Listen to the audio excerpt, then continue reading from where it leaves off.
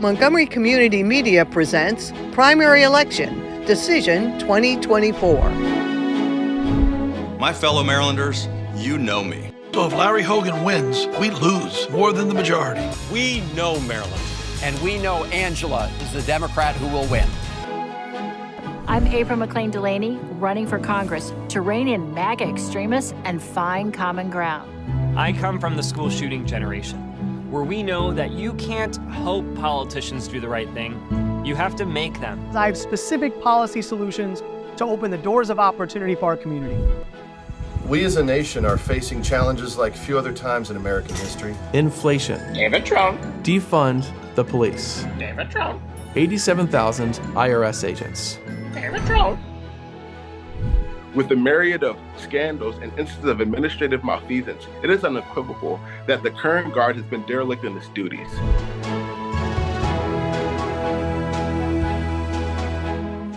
It's time to exercise one of our most important rights in this democracy. Yes, it is time to make some decisions in the 2024 Maryland primary.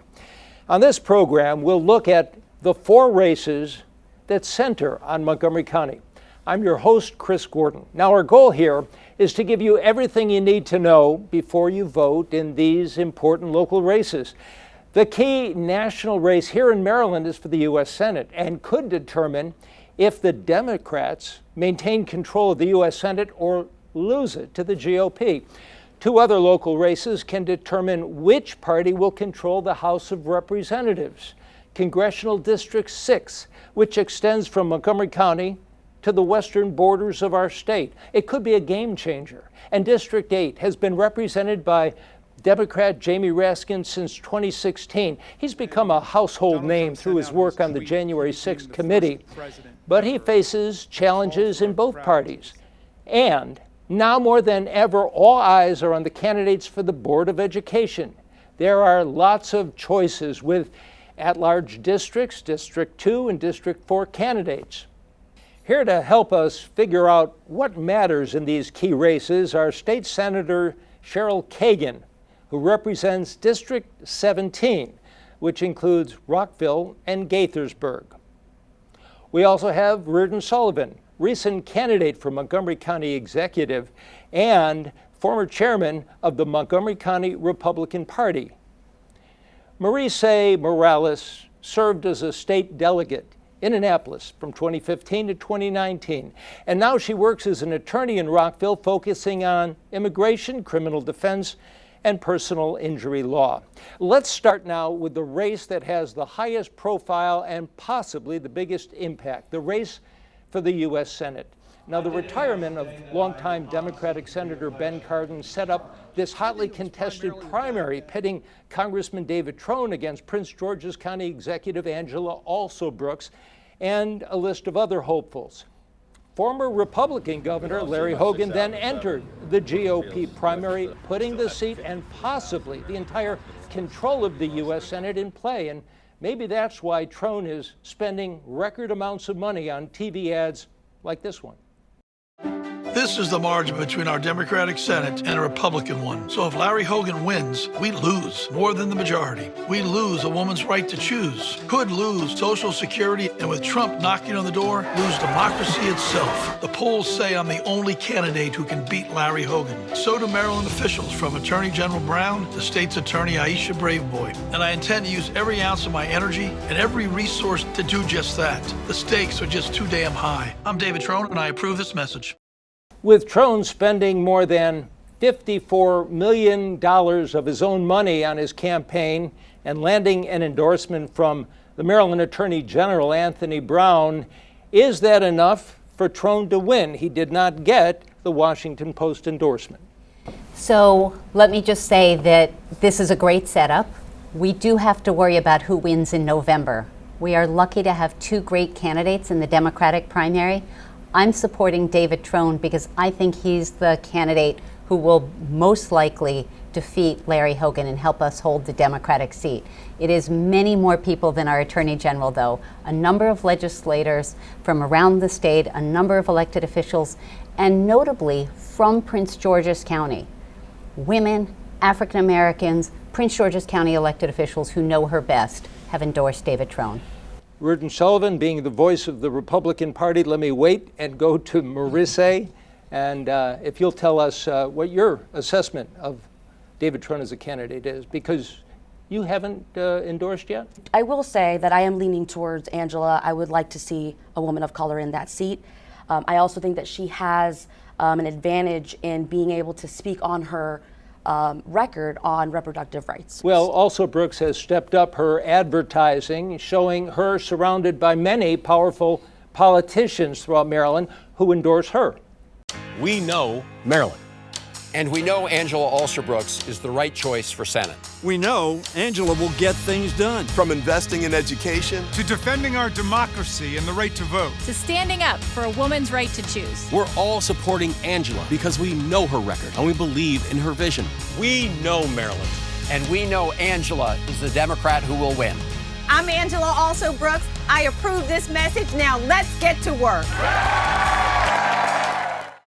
Now, considering her support in Prince George's County and all those Maryland politicians in her corner, is that enough for her to win statewide? And State Senator Cheryl Kagan is shaking her head. I'm going to dispute that she has a strong base in Prince George's County. As I said, a significant number of major Democratic leaders from Prince George's County have endorsed David Trone, who is actually, Maricé, Delegate Morales, the one who has actually voted on abortion rights, and he has 100% from Planned Parenthood, 100% from NARAL, and he has a track record of supporting women's reproductive health. Women's reproductive rights, a key issue in this race, and we haven't heard from Reardon Sullivan.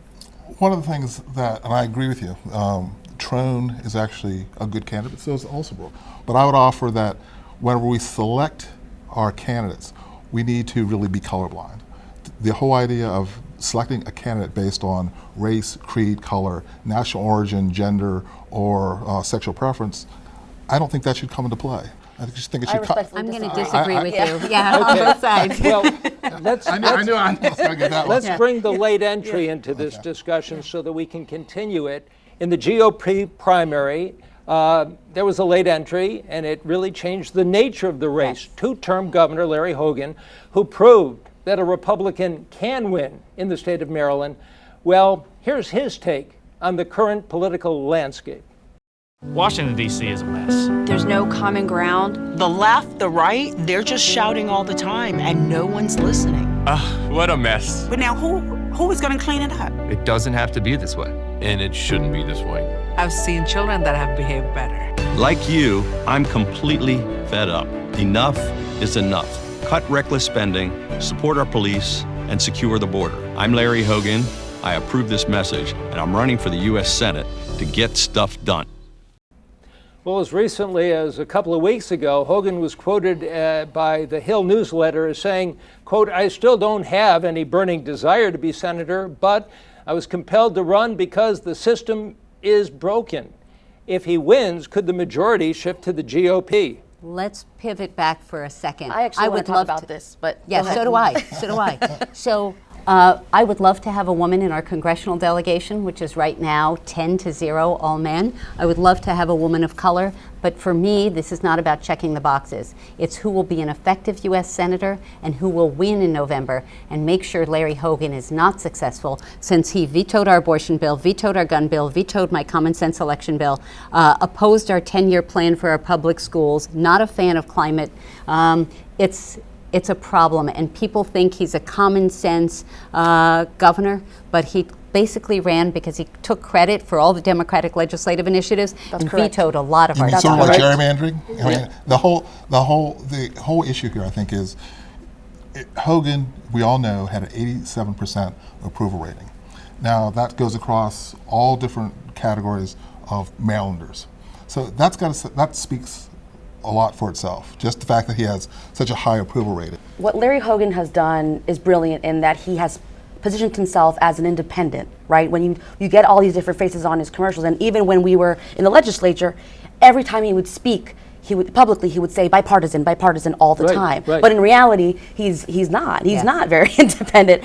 And to say that, he's very quick, he's very good with vocabulary that really connects with average voters. I just want to talk about Larry Hogan's poll data, which is most people know that he had cancer and didn't vote for Trump. And based on that, and his taking credit for Democratic policies that he didn't veto, they think he's an okay guy. So I want to just ask this question: who's going to pay for the fundraising for Hogan if he has to go up against the Democrat Trone, self-funded, or the Democratic National funding? Who's going to pay for Hogan? That's a great question, because if Hogan goes up against Trone, that's tough. And that if I were a Democrat, I would say Trone is in a better position to win. All right.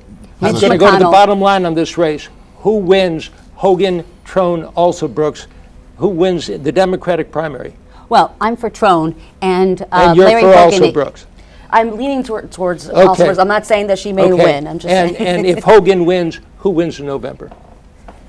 We're going to make the case. It should be David Trone. The Democratic nominee will win. The Democratic nominee. Reardon Sullivan, you say? I say we're going to arm wrestle over. Yeah. Well, we certainly have the energy going. Now, for more information for the voters, be sure to check out mymcmedia.org for the latest election and candidate information.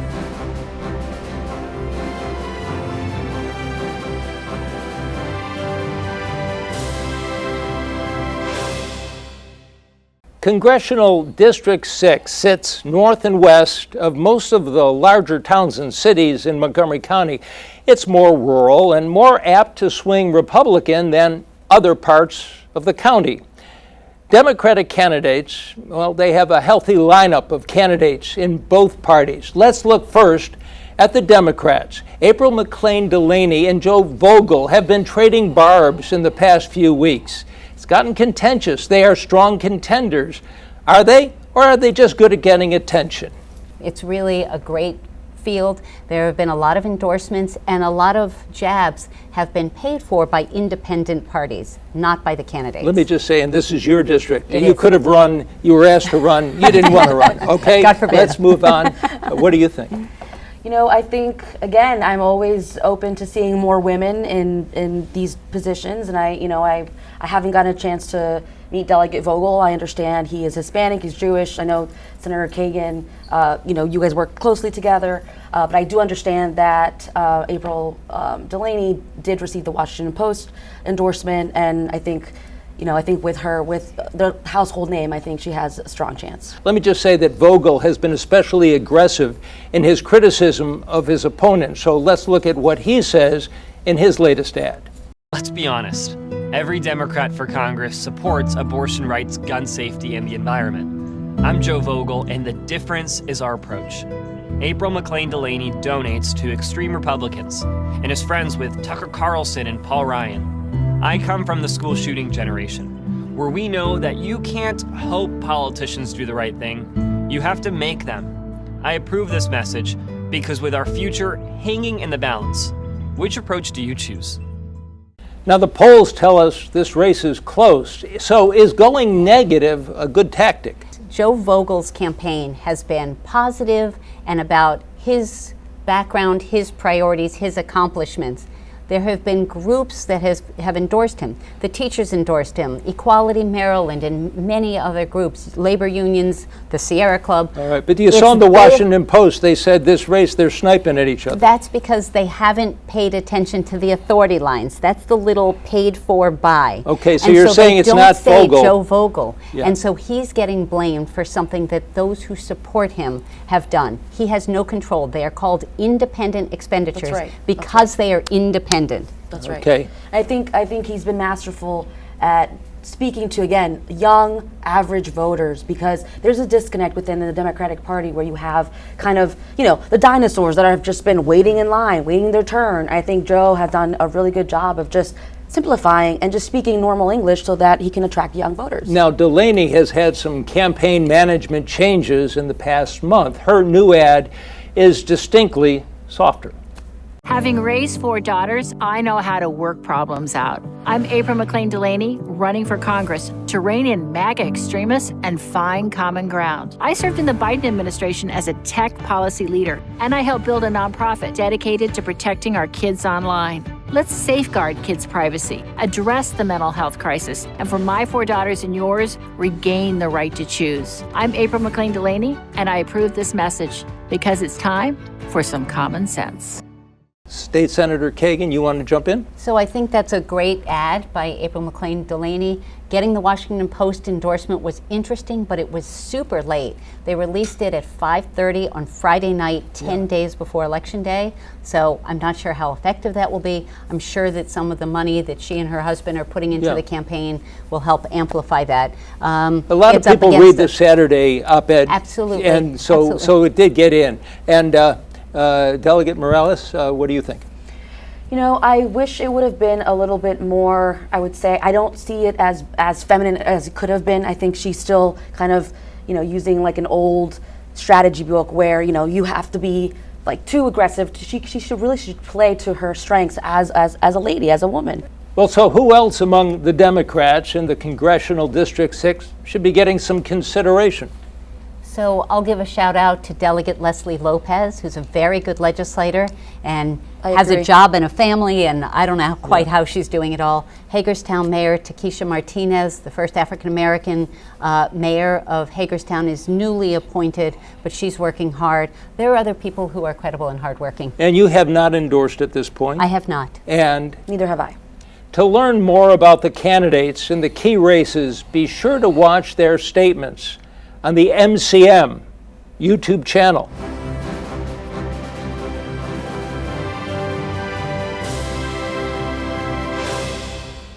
The Republican slate for the Congressional 6th District looks equally formidable, with lots of people to learn more about.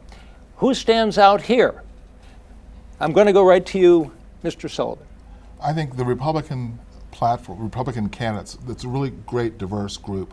They include anything from Mariella Roca and Tom Royals, who were actually served in the military and actually are raising families here in this district. People who actually have experience living and dying and paying taxes here. We also have Neil Parrott, who's actually one of the main drivers of the redistricting. So he actually has been a delegate. He has a lot of experience.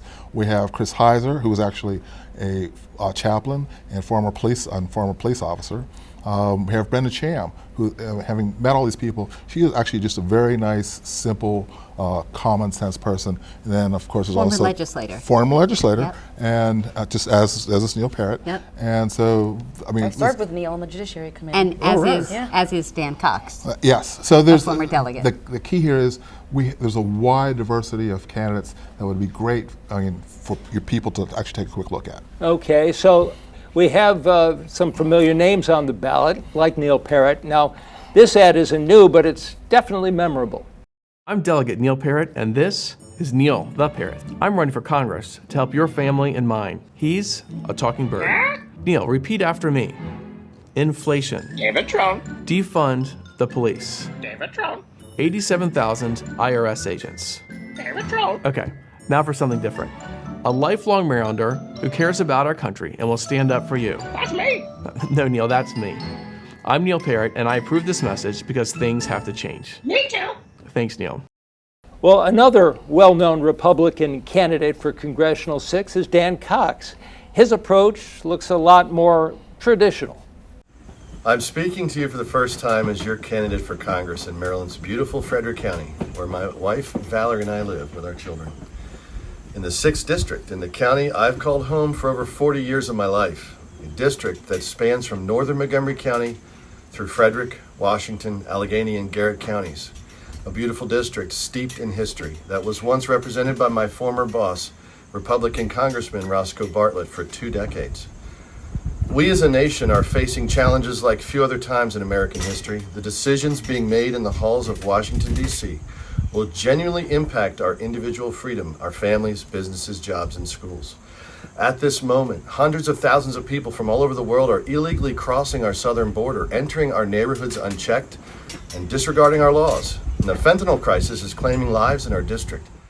Well, Neil Parrott has run for the position before. Dan Cox has run for governor. Is this year Republican can turn this district? Mr. Sullivan? We certainly hope so. And I think we have some, again, great candidates. Besides just Neil Parrott and Dan Cox, we have, again, Mariella Roca, we have Tom Royals. We have really a wide group of candidates. And the good thing is they're all focused on a few basic common sense issues. And I think our candidates really relate more so to the people in CD6, from paying taxes, raising children, understanding really what's going on in the country, and having been on the front lines of it. What do the Democrats have to do to hold the seat that David Trone vacates to run for Senate? Well, first off, as a Democrat, I'm hoping that the Republicans will elect the most extreme, least electable person. Dan Cox already got decimated when Wes Moore was the Democratic nominee and Cox was running for governor. He is an extremist. He is a MAGA Republican who loves talking about Donald Trump. I don't think that reflects the politics of the 6th Congressional District. With a U.S. Senate race, with President Biden, with abortion on the ballot, literally on the ballot, to put that on in our Maryland Constitution, I think we're going to have Democratic enthusiasm and good turnout. I couldn't agree more. Just looking at how the demographics are changing, a lot of folks, more diverse folks moving into Frederick County because housing affordability has been an issue, and young families as well. I'm very concerned about the xenophobic rhetoric that we hear from Dan Cox, and why well-established Republicans are not talking about Dan Cox, because I think that's the strategy. With the least electable nominee for the District 6 Republican slot would be the best position for us, for the Democrats. And for the latest campaign and election news, be sure to sign on to mymcmedia.org.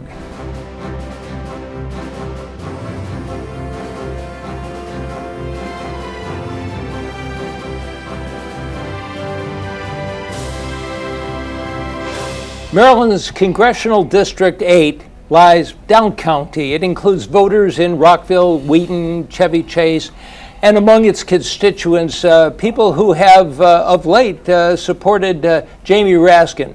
The roster of candidates here looks less robust and optimistic than District 6 perhaps, but these are all people who want to serve the Montgomery County residents of District 8. So what should we make of this race? Is Representative Raskin's seat currently? Absolutely. I think I admire Jamie. I know him as a human being. I know him as a colleague. And I think he has a unique position as a constitutional law professor to be able to bring in the humanitarian discussion around the Israeli and Palestinian conflict. I don't want to go down that road, but I think hats off to Congressman Raskin for understanding his position and having the courage to really speak on issues that, given his constituency, his ethnic background, he's gotten a lot of backlash, and I really admire him for that. So Jamie Raskin is beloved and respected here in Maryland and nationally. I can't even tell you, friends around the country just so adore Jamie Raskin and are grateful that he is a congressional leader. If/when the Democrats take the majority back in November, Jamie Raskin will be an even bigger role in leadership. Mr. Reardon, do you see the House flipping? I would like to say they're both high. I'm getting beat up on both sides here. But I mean, in 8, Jamie, I disagree with most of his policies, as you can imagine, but I do give him credit as being a great lawyer and a great constitutional scholar. So, and the other candidate, Cheryl Riley, great person, really tough as nails, but she unfortunately doesn't have the funding. Well, in prior elections, more than 90% of the voters chose Raskin, so is this a foregone conclusion? Yes. Yes. Done. Yeah. Let's talk about something more interesting. I'd even say yes. Well, I'd agree with you. And you'd agree as well? Yeah. All right, for more information on the election and the candidates in District 8, go to mymcmedia.org.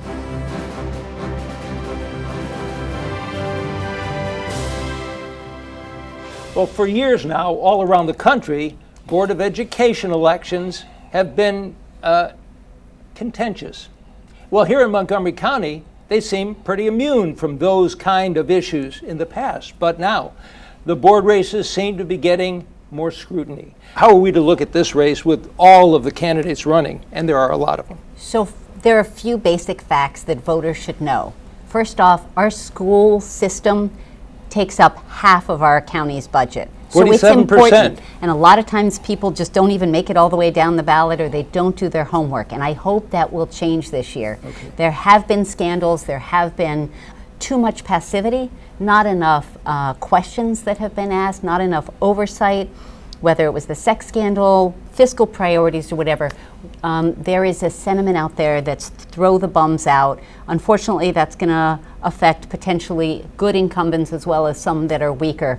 But the teachers and others have spoken out very strongly. I would just say that the incumbents got there with the endorsement of certain groups, and then now it's interesting that those same groups are not endorsing. So just don't, I would say, ignore endorsements and do the homework, guys. Do the homework. Okay. Well, let's take a look now at at-large candidates for the Board of Education. As a voter, you can pick one in each of the 3 BOE races. So as we look at the at-large candidates, do any names stand out to you, Mr. Sullivan? Well, I'm looking at the total overall slate. One of my favorite candidates it was actually Bethany Mandel. Bethany Mandel she's a Democrat, but she is a very strong, say what I think, basically focus on the basics. STEM and all the DEI stuff, push it out of the way because our kids are failing as compared to other schools and other jurisdictions in the country. We need to focus on the basics, getting back to making sure our students can compete on a national level. So Chris, I just want to give a shout out to a candidate that many people might know, Laura Stewart, longtime PTA activist, who is on the Apple ballot running for school board this year. Do you want to give a shout out? I don't have any shout outs, but I will say look out for the candidates that are independent thinkers, that are not just following what MCPS tells them to do, following what this group or the other, but are independent thinkers and that really have the best interests of our students at heart. What I hear you all saying is we need to do our homework in this race, 1000%. not just see if you recognize the name. Yes. Okay. Absolutely. We helped you make your decisions in the 2024 primary. And you can keep up with all the issues and candidates on mymcmedia.org or the MCM YouTube channel. For Montgomery Community Media, I'm Chris Gordon, urging you to go to the polls or mail in that ballot and make your decision matter in this month's Maryland primary.